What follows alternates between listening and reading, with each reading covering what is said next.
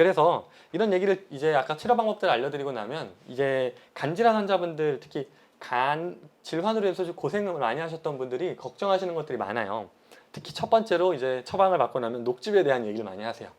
녹즙을 먹지 말라고, 특히 병원에서 의사들이 간질환 있는 사람들은 절대 녹즙 먹지 말란 말을 아주 귀에 박히도록 들으셔가지고 오셔서 걱정하시는 분들이 있는데, 실제로 타입에 맞지 않는 녹즙은 위험해요.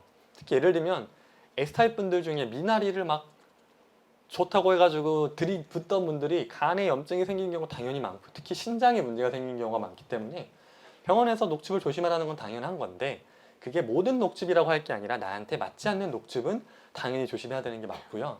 또 근데 이게 웃긴 게, 병원에서 항상 간에 염증이 있거나 간에 문제가 있으면 한약 드셨냐, 뭐 드시는 건강기능식품 없냐를 먼저 물어보는데, 참 웃긴 게 사실 간 질환을 유발하는 가장 첫 번째 약은 양약이에요. 우리가 알고 있는 것 중에 항생제라든지 아스피린 계열의 약들이 사실 간 질환을 일으키는 발생률, 약인성 간손상의 가장 첫 번째 원인들이 그 약들인데, 그 약들을 먹고 있냐고 물어보지는 않고 항상 뭐 한약이나 이런 걸 드시고 계시진 않냐 많이 물어보시는데, 이것도 마찬가지로 타입에 맞지 않는 약이 들어갔을 때, 양약도 그렇지만 한약도 마찬가지로 타입에 맞지 않는 한약이 들어갔을 때는 간에서 분명히 염증을 일으킬 수 있기 때문에 조심하셔야 되는 게 맞아요. 그래서 무조건적으로 괜찮다 또는 무조건적으로 나쁘다가 아니라 항상 내 유전체 타입과 맞냐 아니냐, 요걸 항상 고려하는 습관이 필요하실 것 같고, 또 아까 제가 식물성 단백질 섭취를 말씀드리면 뭔가 단백질이 간 질환 회복에 중요하다라고 하니까 뭔가 좋은 것들을 드시고 싶은 분들이 많아. 뭐 군뱅이, 다슬기, 뭐 붕어즙, 고단백이라고 알려진 식품들을 많이 드시려고 하는데, 이런 것들도 타입에 맞지 않으면 오히려 큰 문제, 간의 염증을 유발하는 메인 원인이 될 수 있는 것들이기 때문에 정말 조심하셔야 되는 것들이고, 무조건적인 고단백 식사가 아니라 타입에 맞는 고단백 식사를 하는 게 중요하다는 얘기를 드릴 건데, 이 말씀을 드리면 또 항상 다들 궁금하시죠?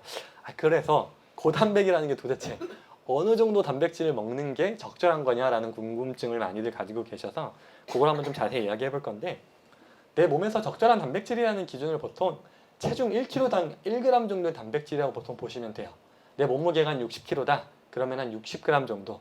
내 몸무게가 한 80g이다. 80kg다. 그럼 80g 정도의 단백질이 필요하다고 보시면 되는데, 이렇게 생각하면 저를 예를 해보면 제가 한 65kg 정도가 돼요. 그러면 65g 정도가 필요할 텐데 단백질이, 그러면은 65g을 어떻게 섭취할지를 생각하면 왠지 많은 것 같기도 하고 65g을 먹기가 쉽지 않을 것 같은데, 한번 좀 나눠보자면 우리가 매일 먹는 밥 한 공기에도 단백질이 한 6g 정도는 들어있어요. 그러다 보니까 우리가 하루 3끼를 먹는다 치면 밥 3끼를 먹는 것만으로는 한 18g 정도의 단백질은 섭취가 되는 거고, 또 저희가 항상 강조하는 녹즙, 하루에 200cc를 2잔 드시라고, 아침 저녁 드시라고 말씀드리는데, 녹즙 200cc를 만들려면 최소한 300g 정도는 들어가야 되는데, 최소 300g 정도라고 하면은 그 안에 단백질이 한 110g 정도는 들어있어요. 그럼 하루에 아침 저녁 2끼 먹는다고 하면 이것만 해도 단백질 한 20g.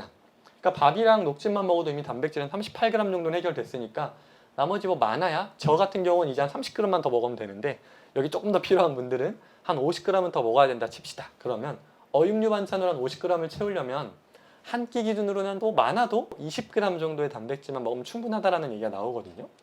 그러면은 20g을 또 어떻게 채우냐 봤을 때 타입별로 보면 이래요. S타입 분들 같은 경우에 밥에 검은 콩 같은 걸 예를 들면은 한 큰술 정도, 10g 정도 넣는다 하면 그 10g 중에 단백질이 한 4g 정도가 들어가 있어요. 그리고 고등어 한 조각 먹는다 치면 500g 한 조각이라 치면 단백질이 한 8g 정도 들어가 있고, 두부 한 모 여기 추가한다 그러면은 한 5분의 1모만 먹는다 치더라도 한 단백질이 8g 정도 들어있거든요. 이 말은 이렇게만 해도 지금 딱 20g 정도의 단백질이 함유가 되어 있어요. 이렇게 한 끼를 먹기만 해도 단백질이 절대 모자라지 않는다는 거죠.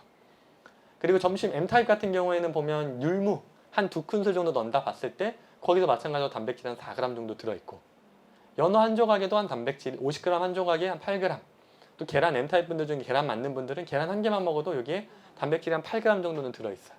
이걸 보면 이렇게만 드셔도 하루 한 끼에 충분한 단백질 20g은 충분히 남는다. 이건 20g을 기준으로 해서 그런데, 아까 말씀드렸죠. 제 체중으로 보면 저는 하루 한 끼에는 어육류 반찬이 한 10g 정도의 단백질만 있어도 충분해요.